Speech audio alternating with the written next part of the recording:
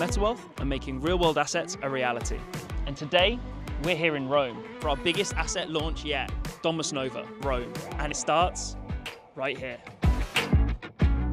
In minutes, not months, MetaWealth lets you get involved for as little as $100. This isn't about abstract speculation, it's tokenized ownership, grounded in bricks and mortar.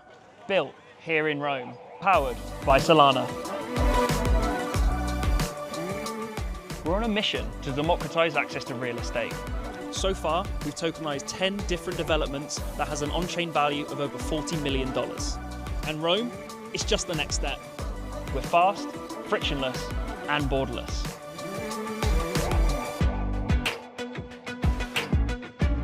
Don't throw your coins into fountains. Invest in real estate and make some for yourself.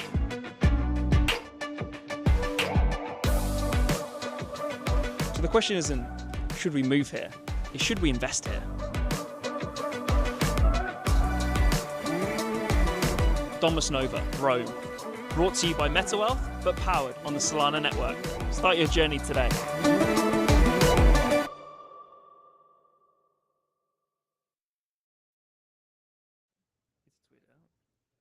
we're live.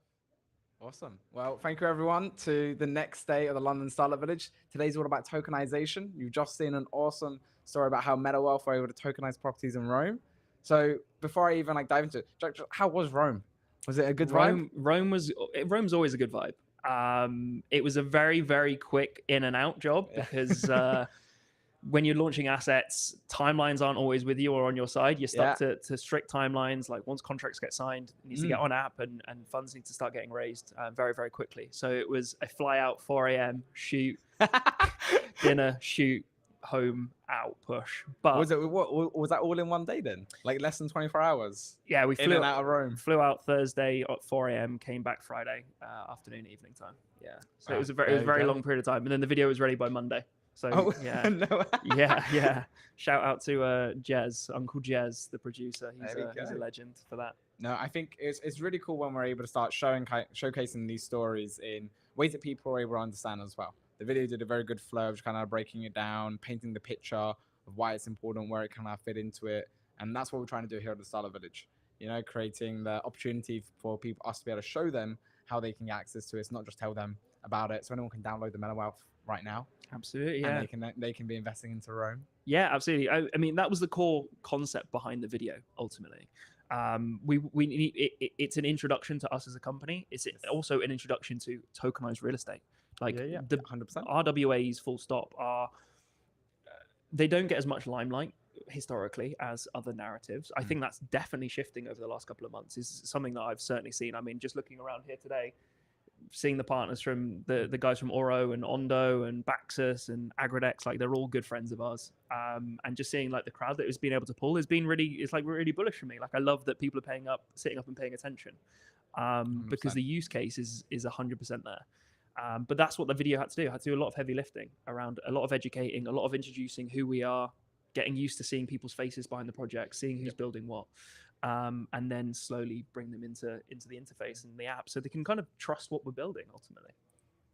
And you are right, there's a lot of education needs to get done on just like what this is, how it works, and you need to be able to explain it to somebody when it just clicks. Yeah. You know, I think that's like a big part of what we're trying to do is how we're able to show them the use cases, to mention all of those other awesome products as well, about how you can just go onto Baxter and buy a share of alcohol right now. Yeah. You know, like you can do these types of initiatives. We were like a few years ago, the industry wasn't quite there yet. Now we're at the point where they're there. Yeah. You know, and people can get involved with them. Now we have the very difficult job of being able to explain to somebody how they can buy a tiny piece of real estate in Rome and be able to then see the dividends come from that. Yeah. And it's not a scam because it's using crypto. It's not it's okay. Crypto's okay. Like it actually, there's an underlying technology that's really helpful. It's like basically a shared database. Yeah. And with that, you can do cool new things that you couldn't do before, like own a tiny, like a fraction, not even just like I'm buying up 50% or 30% of the house. I'm spending $100 and getting a tiny fraction of that house, but I'm still reaping the same yield as somebody who's put in 100 grand. Exactly the same. Yeah, that's the whole thesis behind the company, right?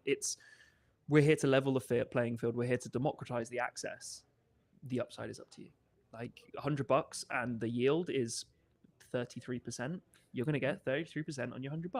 Whether you put $100 in, $1,000 or $100,000, the yield is exactly the same. And for me, that's like true democratization of access to markets, and that's what we're 100%. building. But the trust thing is super, super important, and it's Yes, 100%. I had a webinar last week or the week before with the guys from Refi Hub, and we were talking about like the tokenization of like infrastructure and real estate, and we got onto the reputation that crypto has right now. Like where I see us in RWAs is when I'm looking at the audiences that I'm speaking to and the guys that I'm trying to onboard, like 90% of the users that currently use the MetaWealth app are Web2. They don't even really know they're using crypto rails right now. And there's a large narrative around who's going to onboard the next insert massively large number of users here. Dude, it's people like us where they don't need to understand like the underlying tech. Like if the use case is strong enough, then people will come. And then if people are interested and the tech is cool enough, then there's going to be further exploration and that's going to come from that. Unfortunately, we as an industry like do have a bad rep, but it's also completely earned from the actors that live within, and it's up to us as a market to shirk off the shackles of the past, build cool stuff, and show that we are trustworthy, because that's the only way it's the only way it's gonna change. And I think you're talking about the right line of it's apps that are going to drive it. Yeah. You know, you talk about the use case of how I'm going to use it. I'm not going to have any idea what's happening on the back end. It just, for me, it just feels like an Instagram, it feels like a Facebook, it feels like an app, like just a normal, what I'm used to. It'd be funny to even see how, and if the industry can kind of get ahead of curve on certain things, you know, like AR and like these types of like initiatives, you know, like how can I like wear some glasses and I can like verify that that's that mic and it came from this place and it was bought there. Or is it the blockchain that's gonna do that? So we can get some nice PR from like Frontier Tech stuff. Of like how it's like new things that are coming forward. But then when we're talking about like the ability of tokenizing different aspects, there's a whole like education of this feels like something new. Yeah. You know, it's like a new thing that wasn't previously there before. And we're only just at the start of what is possible with it. Oh, we're so far at the beginning. Like when I very first heard about, like, I use MetaWealth as an example because, like I say, I'm sitting here repping them today. I was incredibly surprised that a product like this even existed. So that's a hard enough sell to someone that's never heard of our world before up until this point.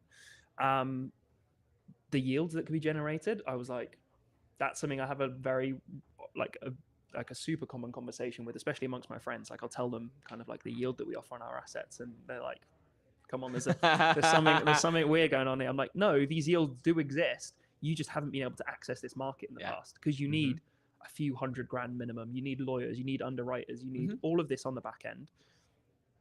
What the tech enables is for us to take on that entire burden of shoulder the entire burden, and then just give you the access. And that's kind of like what the tech is pushing right now. And that's the area that I find really, really interesting. I was chatting to the Refi Hub guys the other day. The fact that they just closed out their latest asset, I think it was EV charging in Brazil. How could anyone that I know of ever get into the room to have the negotiation to start that as a purchase cycle? Thanks to those guys, log straight on, put my cash up, I'm in for the next X number of years, and I know the yield it's going to be generating. It's incredible. Like genuinely, like gets me so excited for working in the space. And I think what's really powerful in that as well is the idea of the financial literacy aspect. So I talk about this like a little bit, a lot, where I think one aspect that really the industry doesn't necessarily talk about a lot is this whole conversation and what we've done over the last few days, from stablecoins to payments and now tokenization, is we're taking people on that journey of self-custody, of peer-to-peer transactions, of access to new assets. You know, you're starting to paint this new world of what the future of the internet starts to look like. And I think it's the tokenization part that gets super fun and interesting on the literacy side of, oh, wait, I didn't know I could invest into these then types of assets. I didn't know I should keep a portfolio, a basket of goods that I can then have. And that's then able to like offset any other cash holdings that I have. And you really go into like that in-depth side to it. Where like the idea of stable coins is I hold my money, So you're having a conversation of like, oh, I didn't know the banks lend out 90% of what's in there, Mhm. and I actually only have 10% in deposits. It's why things like the credit crime and all of these types of things can happen when the banks in their own private space are able to decide what happens with all those funds. And Mhm. we talk about how Reflex Money is being able to build out solutions. So everything they were doing is all now transparent and anybody can get access to. And then you go on to, well, okay, if I then own my money in like my Soulflare wallet, and that's like my digital wallet, oh, okay, cool. Now I can then be able to move it wherever I want, and I can pay you direct. Whereas before it would have to go between two banks, and the banks will have all these compliance checks, and it would then maybe go get routed a little bit. Yep. But in the meantime, it's just changing a number on a screen. But the money moving is actually like this whole operation Oh man, that has to happen. But now it's just like bang, straight to us. the streamlined nature of it is like, there's a great story like I can't. I wouldn't say who it is, but it's an old MetaWell story that the founders Armour and Darren had. So one of the sides of the MetaWell business, essentially, there's the two products you can purchase. There's the pre-construction, which is kind of where all like the bigger yield is. We also have rental assets. So once the buildings are fully complete and fully constructed, they start becoming rental generating. People move into them. Hotels take them over. Luxury Airbnb owners come in and they start generating monthly yield. So we as a company, we gather that yield and we distribute it back to token holders. For me, that's like wild that we can even do that. Like the best, I was sitting there, I was like, dude, this is like, for some of our users, this is like a second payday that happens every month. Yeah. And all they did was click a couple of buttons in an app in a couple of minutes versus worrying if you're a landlord that someone's got a leaky tap or their boiler needs servicing. Like it's all handled. But we had a very large institutional bank reach out to MetaWealth and they said, we'd love to handle your rental distribution side of your business because we know it has to go out. And they were like, okay, cool. Like went into the room and they had the conversation with the bank and they were like, so we send these out every month. How quick could you do it into X and X bank here? And they're like, well, we could probably do it. We could probably organize all of the payments and they'd be in people's accounts within a week and a half, 2 weeks. And you're like, right. And they're like, but we service people from like 23, 24 different countries right now. That's expanding all the time. They're like, oh, that's going to add an additional couple of weeks on for a couple. And then we're like, okay, so what's the rejection rate? Like if it goes to certain, and they're like, well, there is going to be a rejection rate. Some people won't be able to. And I was like, so you're telling me before the rental hits their bank, another rental will be due for some of these people and some of them might decline. And like, yeah, that's kind of the business. We were like, you realize we do it instantaneously right now. We've got a 0% rejection rate and it costs us virtually nothing. And they were just like, sorry, we can't really help you there, Cameron. And I was like, dude, that's the future of where we're going. And it's like built by people that are sitting in this room right now. And it's so exciting to see because it is changing the face of finance and it is going to change the way of like people's approach to personal finance and business finance and investing. Like you touched on before around diversification and the need for it in people's personal portfolios. Like, it kills me looking around at my friends, looking around at my family and seeing like, I mean, we're in London right now, right? The inflation rate and how much that's affecting people's day-to-day lives is insane. And then I turn and look at my trad high street bank. I'm like, oh, cool. I've got a wicked good savings account. I was like, your savings account has just been degraded. You're getting 2% returns on all of your, and I'm like, you're being attacked from all angles and there's no way out. And I think this full decentralized approach to finance, it could be a way that people can, I'm not going to say completely escape it because that's very grandiose and very out of the picture for a large proportion of people. And that's the way I look at MetaWealth. Like we talk around about democratized wealth access and generate and earning your way to financial freedom. The way I intrinsically view it is actually like, dude, I just want to help people pay their heating bill a little bit easier at the end of the month. You know, like that's why I get into it. That's why I'm involved in it. And it's through this like ongoing financial education that goes on where we're like, we're not asking you to chuck all your money into RWA, whether it be us or gold with Oro or agriculture with Agradex. It's diversify your portfolio, hedge against some of the inflation, hedge against volatility. And it just might make it like hurt a little bit less because what else can you do, you know? And the fact that, as I say, we're sitting here in Shoreditch on a day in June or July. God, you see how tired I am in June. And there are people knocking around that are genuinely building these rails that are getting picked up. And like, that's why it's important that everybody tries and comes down if you're interested. I mean, as I say, like, that's how I got started. I came down to this exact thing last year and now I'm sitting here with you. It's There a we go. crazy turn of events. Now, I think what's super exciting, you talk about this, the wealth of opportunities that get created. And it's not just an opportunity to have a new career, new path.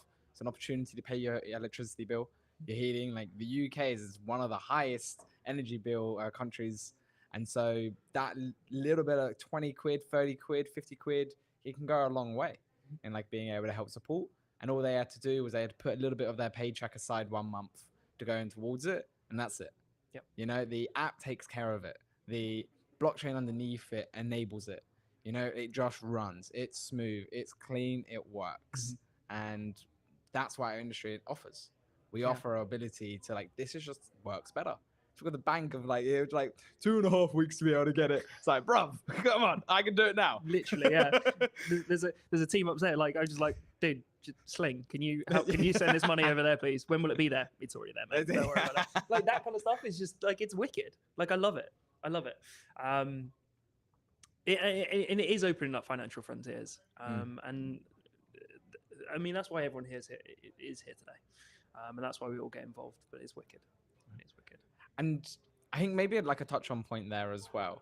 When we were talking, that's why we're on bank for a second, and like the idea of the different institutions.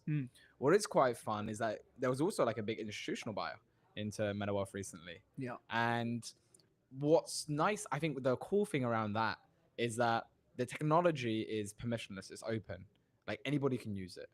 And when the apps are then built on top with, again, those kind of like, well, anyone can use it, anyone can create an account, and you can come in at different sizes. Is that the person who, and you talk about Refi Hub before about how you can get access to like an EV in Brazil, you know, like the ability now for anybody to get access to any of the assets, and like the 11 playing field gets evened out a little bit more of what previously only the institutions could be able to get access to is now open to everybody. And now we all get to be able to be a part of that future where you have a diverse little portfolio where you look after your like different investments. You have your little savings for your emergency fund that you have, and then you obviously have your rolling that's coming in. And every time you're trying to like put little buckets, share a little bucket into that. And I think what would be really cool to see is that when there's an app that does that for you. Yeah. And then like from MetaWealth side, you're like, cool, you use this other app, you're just giving me flow, just give me deal flow into people. Great, cool, I love it. Yeah. Same with all the other like investments that it goes into. The app itself, the user comes in and is like, oh, my paycheck came in and it already did all this for me. It's like, it just works. Yeah. And then I also, that bank account, and this was something really fun that Reflex Money Nico was talking about, was he believes in this idea of a permanent profile kind of vibe, where your bank account is actually more of a gateway. So the wallet's always there, and you just use different banks that get access to it. Okay. So like the evolution of a bank is I'm not holding your money. You hold your money on like your digital wallet, and I just give you features to access it. And then these other FIs are like, well, use my bank because I also have like these diversified portfolios that you can invest into. And we work with MetaWealth, so you can just go straight towards that.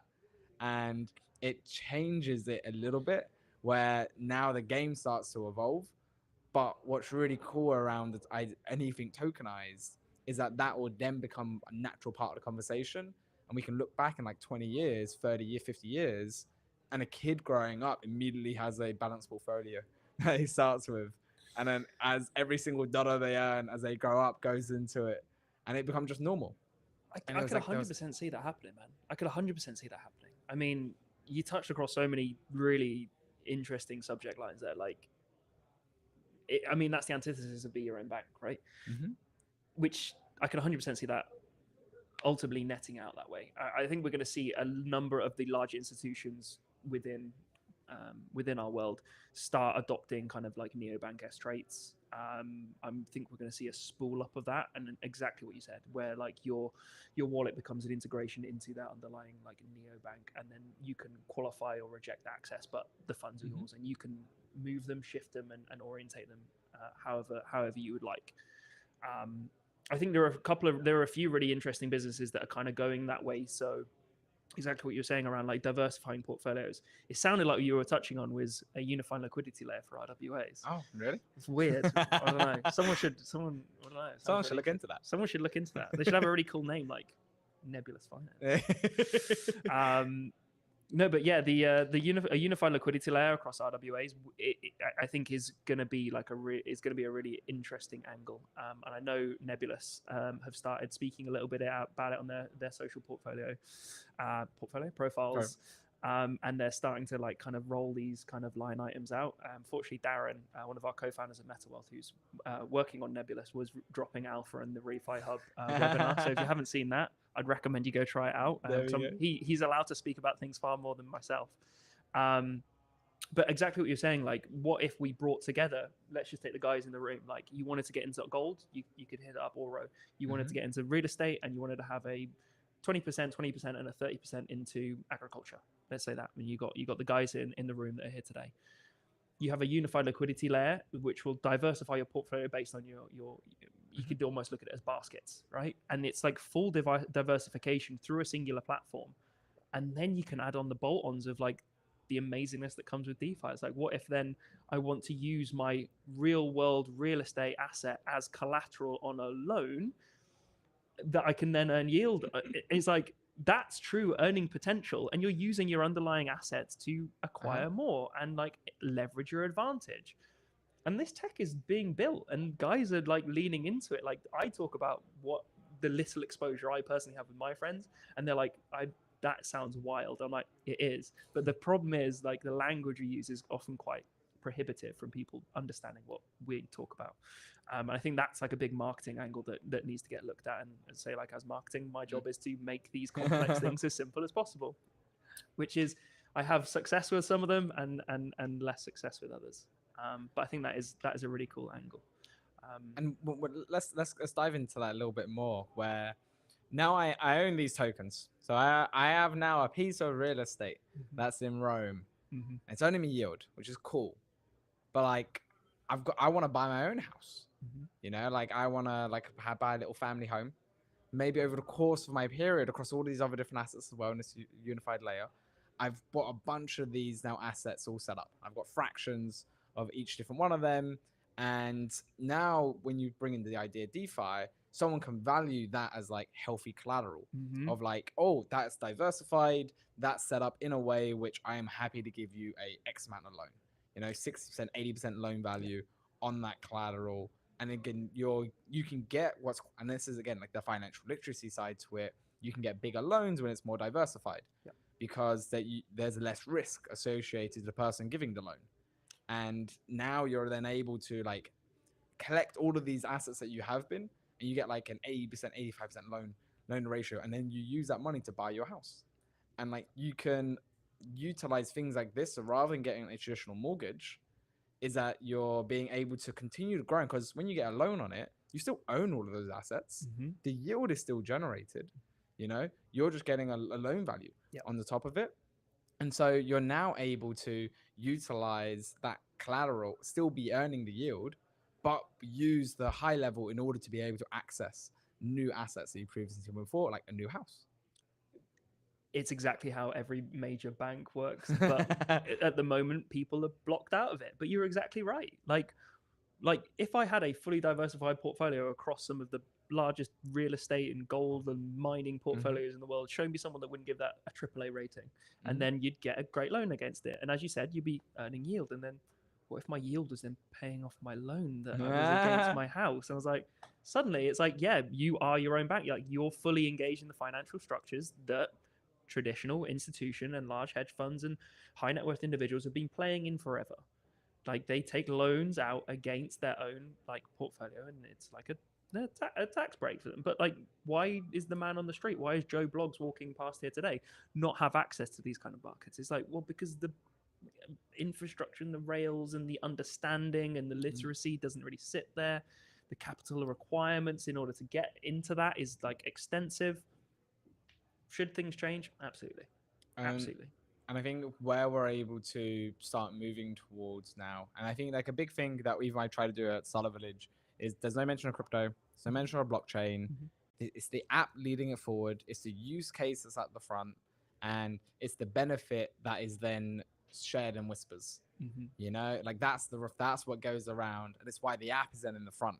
Because the app then it creates the benefit, enables the whispers, and the ecosystem just continues to grow. And what I hope could be quite important, and I'm curious, or maybe we'll create a bit of a hockey stick moment, is right now we actually have like a talent problem in like Web3. Like, if you want a really good Web3 marketer, it's difficult. Yeah. You know, like Meta Wealth being able to work with you is a good example of like it's difficult to find someone. When you find someone, it's like, wow, amazing, this is awesome, and you can then start growing. That's why we saw amazing videos like you said earlier at the start. I was going to say, I'll let you know when Meta Wealth gets an amazing marketer. I'll send them your way. But then it's like the piece where we need more talent to come into the ecosystem. Yeah. We need people who have the skills to grow these apps. Yeah. You know, and you need it across the board. It's not just the technical talent, it's the marketing talent, it's the operations talent. You know, you need to be able to have people who can really start to drive things forward. And I wonder if it'll create like a hockey stick moment where the general vibe of the industry gets over this hump of crypto is a scam. And it becomes more of this like, oh, MetaWorks was an awesome app to use. Like, oh yeah, I didn't know I could access to all these yields. Like the conversation doesn't even mention crypto, doesn't mention it because it doesn't need to, because like it was never the end goal anyway. The end goal is always the outcome, the benefit. The outcome is what you sell. It's not the technical understanding. Like, I think I've got 2 points on what you've just said there, which are both sides of the fence. When I came from a Web2 background. I was working in media agencies. So you know all about the world of media agencies. I worked across some of the coolest clients, and I had a great time. Some of my best memories in the world came from Web2. I remember when I was asked to pitch for Web3 centralized exchange and wallet provider. Cracking guy called Martin came in and asked everyone to pitch, and the CEO at the time turned around to me and he was like, Jack, you talk about crypto more than anyone else I know in this room. Can you go ahead and pitch because nobody else understands it? And I was like, yeah, sure. We won the pitch. The guy came in. Jack, you were the only one that understood our business. I was like, awesome. My time has not been wasted. But that sparked something in my mind. I was like, dude, maybe I want to move into this space like full time. Like this is something I enjoy. I find interesting, the synergies with the kind of career I want to grow. So I floated a CV out there. And I sent to a couple of recruiters, both Web2 and Web3. Most of the Web2 recruiters, I had one in particular that sticks in my mind. She fed back to me. She was like, your CV's great. I'd love to put you forward to these roles, but can you remove the experience, which I was talking about for this pitch for the centralized exchange? She's like, can you remove it? Because crypto is only used for scams and criminals, and it's going to make you look bad in front of the recruitment panel. And I was genuinely gobsmacked that she'd said that. I was just like, that's not real feedback. She's like, no, it is. So I immediately stopped working with her and I doubled down on Web3, because if that's what the advice that people are being told, then I was like, I'm ahead of the curve. So I doubled down into Web3. I think on the other side of that story, so that's prohibitive for entering the space from TradFi, from the trad world. The other side is, if you look at any job description and you must see loads of CVs come in and ask for help or like how to get involved in projects and things like that. If I, working in Web2 agency, wanted to move to Web3, it'd be somewhat prohibitive because I wouldn't seem to have crypto experience. Whilst the crypto community and the world that we're building and the companies we deal with, they are very innate in the experience that needs to be built. I think having that as a blocker is a bigger shot in the foot than taking a gamble on someone that doesn't have crypto experience on their CV. If you look to the world of Web2 marketing and you look to the world of Web3 marketing, Web3 I think sits on this moated island and they kind of almost look down on trad marketing. I look at Web2 marketing, I think there is far more that can be learned from Web2 marketing versus what Web3 they can learn from us in Web3. We talk heavily about the importance of community building and organizing and galvanizing around a core USP. And it's because we have like these USPs we're talking about. Like these are like, look at RWA, like we're talking about like financial independence and freedom. Show me a community in RWA that is stronger than Chamberlain Coffee, right? Yeah. And she's built it around a singular moment, around a personal brand. And that is a multi-$100 million a year company born out of one girl. And that's an influencer-based brand. You look to Midday Squares, or you look to Team 24/7 Essentials Running. Like these are moments in people's day that have built a community of Goliath proportions off the back of no singular like emotional USP. They've been able to do that and spool it up in a couple of months. You're seeing these these moated brands that come built out of community, whether they're product led, whether they're influencer led, whether they're time of day led, doesn't matter.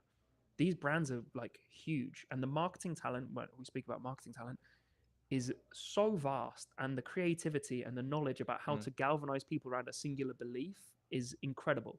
And I think us turning our backs on that is a detriment to what the expansion of the space, because we're like, dude, you weren't here when Solana was $9 and everyone was in the trenches and everyone was down. It's like, yeah, that's like your badge of honor, but also be like, people are going to come after that fact, and they're not going to be around for the whole narrative, but they're here for the narrative still to come. Yes.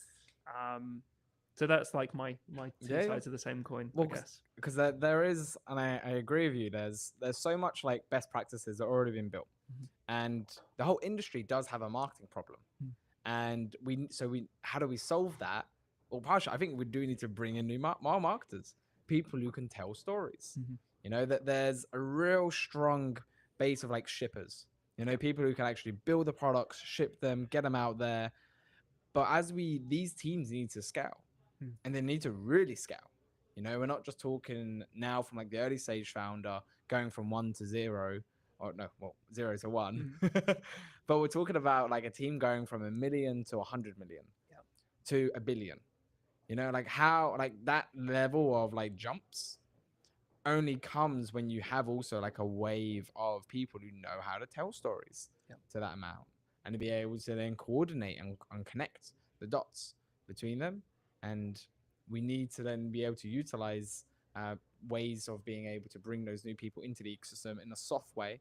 They can learn about it, they can understand the ways. And I think a big thing of what we're trying to do here is also like, what is the angle? You know, like, so I'm gonna ask you now, like, so speaking of, how would you describe the idea of tokenization of somebody in like the simplest sense? You know, like how are we able to, in like a sentence, you know, because like it needs to make people click.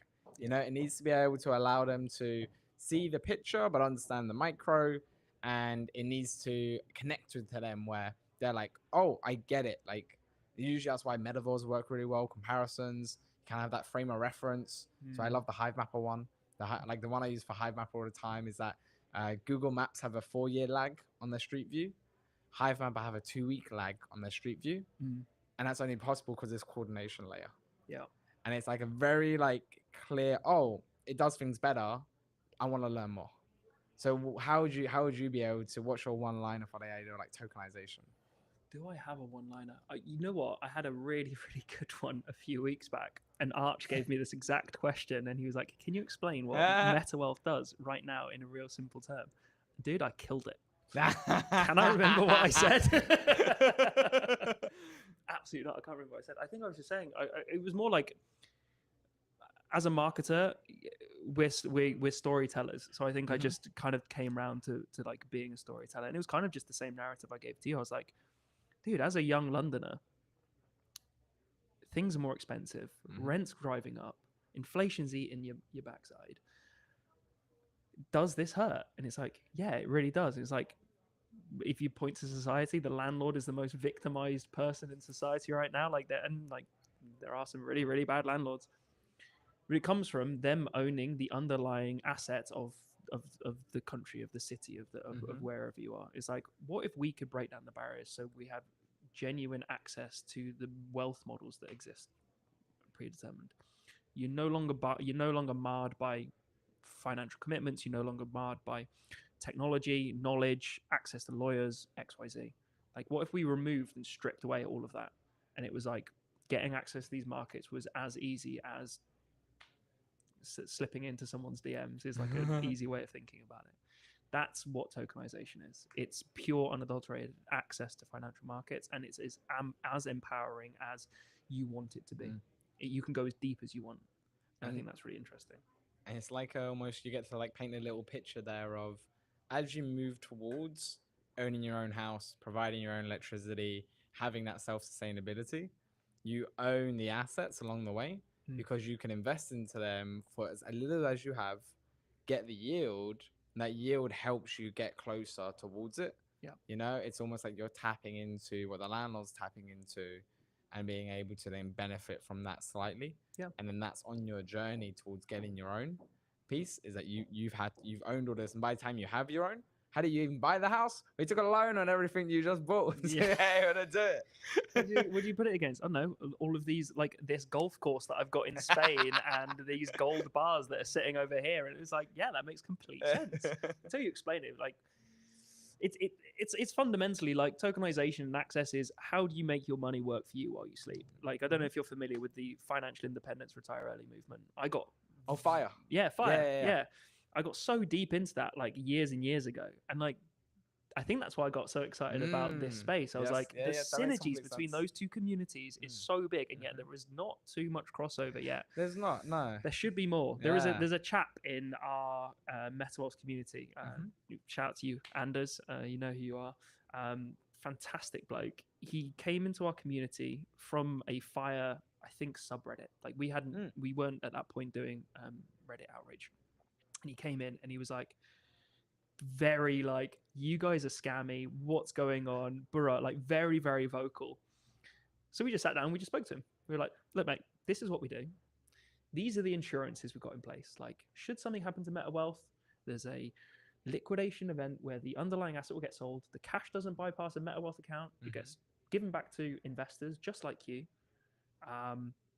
So you're protected in that regard. We also have insurance against all the buildings, against like natural disaster and flooding and all these kind of things. And he was like, oh, okay. Slowly but surely turning around. Now, every single asset we launch, he's referring people. He shouts about it. He's a multi-asset investor through and through. And he's like, this is the closest thing to a financial independence, retire early product that I was looking for the last 10, 15 years, because it's easy, it's low cost, and it gets me into the assets that are going to make my money work for me while I sleep. And yeah, he's a legend, and he sends us pictures of his wheelbarrow when he's working in the garden and stuff. Like, but like these are the communities I'd love to do more outreach to. I think crypto. I was talking to Pat, my social guy, this week. And we were talking about our audiences that we want to go after. And I was like, we've got the people in this room, and we've got the guys that the DeFi degens, and we've got the liquidity pools, and we've got the farm. I was like, I think the biggest pool of audience we've got that are completely untapped are the Bob that sits at the pub that goes onto Coinbase, buys an Ethereum, and like likes to tell his mate that he's got Ethereum, or likes to tell his mate that he's got a bit of a Bitcoin, because it's a nice conversation to have when you're hanging out with your friends. But then he sits there and he's got the big like, what now? Like, I've come and I've tested the market, but like I've got a coin on an exchange. Like, I think that gap between like useful utility and purchasing the token, I don't know how many hundreds of thousands or millions of people have got these accounts where it's just going to sit on the centralized exchange, and they're just genuinely confused. They're like, I don't know what to do now. Like, I don't know where's the fun bit? You know, like, I've bought these things. Like, where's the fun? And I think that's the gap that I want to start to like lean into with MetaWealth specifically, because it is like an easy hop, skip, and a jump into utilizing a token, and then you can slowly educate people and then set them free into the wider ecosystem. But just get them to a position where it's like they've done the hard work already. Like, centralized exchanges can spend the millions of dollars on the crypto arena and do the hard work, and it's like, but then they're like, okay, so where do I go now? Like, if I want to learn a bit more, if I want to, and it's like, come down, come hang out to these guys, come have a chat. But I think those guys are a really valuable audience that aren't necessarily being spoken to too much. Yeah, and I think it fits into the idea of the fire as like a concept, like that group, as well as like a good example of how people are keen and they want access to these and types of things. They want to build themselves up in the future. They want to look after themselves, the future version of them and family. And most of those people who have just like got their coin on the central exchange probably are just like, oh, is this going to make me rich now? You know, is this going to help me get closer towards that? But there's a whole conversation that needs to happen afterwards. You know, there's so many different aspects that they need to be careful of, and what they need to be able to do to go to those next stages. And like, so I agree with you. It is like a good little market where, what do I do next? Well, download this app, you know, and you can access this. Well, download this app, and you can get access to that, and we'll download this. And then eventually it'll be like, hey, download this one app and get access to all of it. You know, like, it creates that journey for them to get that proper education on what they need to do, how they can use their money. And then I think what a huge part will be, not even like a lot of this like bottom up stuff that we can do. I'm super curious what will happen when a bank just like moves everything on chain. You know, like when a bank does that, like a point where you now have like all of these funds that are in it, you have access to it, where just like the entrance towards it, and how that campaign, whatever that looks like, is like a huge driver in people being like, oh, it's not a scam. My bank did it. Where the bank becomes a facilitator between like the top layer and like the mid to bottom, and completely. Because you've got to bridge move gap. that liquidity, right? So like, how much money is in all of these different bank accounts? For the normal person, all of their money's in a bank account. You had newer banks come out, and then they kind of brought you a new wave of the next generation coming forward, how they can access to it. But everyone has all their money in banks at the moment. That would be a really interesting new product launch from a trad bank. Like, think of it like, I'm just thinking now, like, if I've got my Amex, right? I get my Amex and I use it as a credit card. That's my bank layer. But the benefits that sit on the bottom half, you only get that through, and they become the facilitator through you moving around your cash or capital or credit in that regard onto like these app player, being restaurants or events or concerts or XYZ. If your trad bank did that same role and took that same, and they were like, we're now becoming the funnel, the pipeline, dude, that'd be pretty sick. I don't know. You'd maybe move bank, Yeah, dude, 100%. And that's where the banks, they're fighting on features. That's all they can fight on. That points giveaways, because they're not fighting on they're not interest rates. They're not fighting on those. And it's and what was interesting there is that when you talk about even like access to like infrastructure, banks own a lot of real estate. There's a lot of space that they have, and that even just if you look from their retail store perspective, every high street in the UK has a bank. Yep. That is valuable real estate to utilize and to bring people together. I saw Santander started opening up little cafes in their retail stores, and Barclays have like their Eagle Labs and all of their Rise buildings across. I saw Virgin have some co-working spaces as well. Like they do everything. That's super cool. And it's something where I can see them like these different banks, those types of institutions.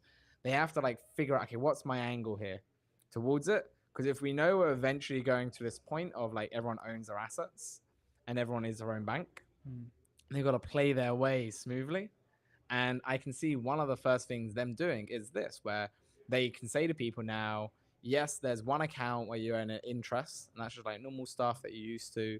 We're introducing a new account now where you can earn 7% interest.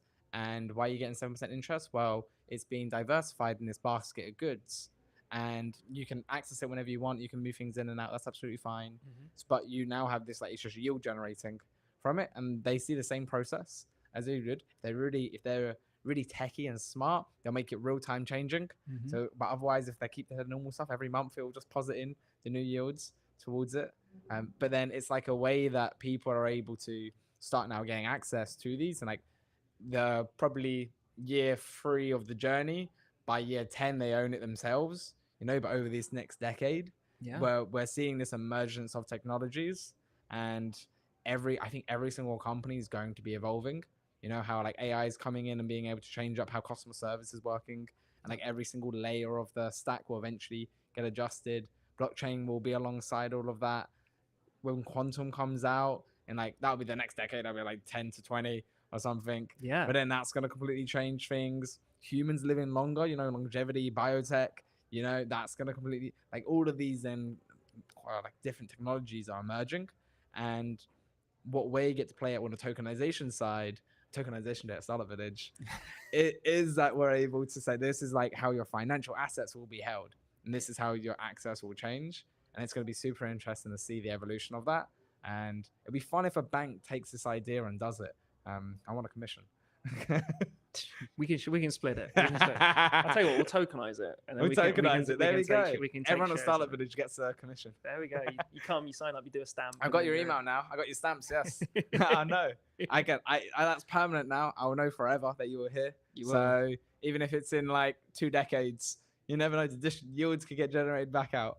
Hey, mate, whenever that event is, just let me know when the claim event is, and I'll be there for it. Dude, I think the changing face, the tokenization is wild, and we're seeing that it changing even amongst the customers that utilize Metaverse. Like, as I say, we try and make it as easy as possible. We bring really cool assets on board. The yields are pretty tasty. But then, like, you speak to some of our users about how they're using it. We've got some users that are asking to set up accounts for their kids. Yeah. And it's they're Uh-huh. future proofing them. Yeah. You know, and it's like not only that, but it's like, okay, like what would end of estate look like for tokenization? Mm-hmm. Like if I own earning yield on these real estates, that real estate's going to be around far longer than some. Like, Mm-hmm. how long does that last? Like, what does like and estate management looks like in tokenization? Like that whole infrastructure there, like that layer there, it's going to be really interesting to see how that nets out. I'm not saying anyone's very like working like in that, but it's something that say if you're looking at longevity, you're looking at AI, you're looking at the impact longer term.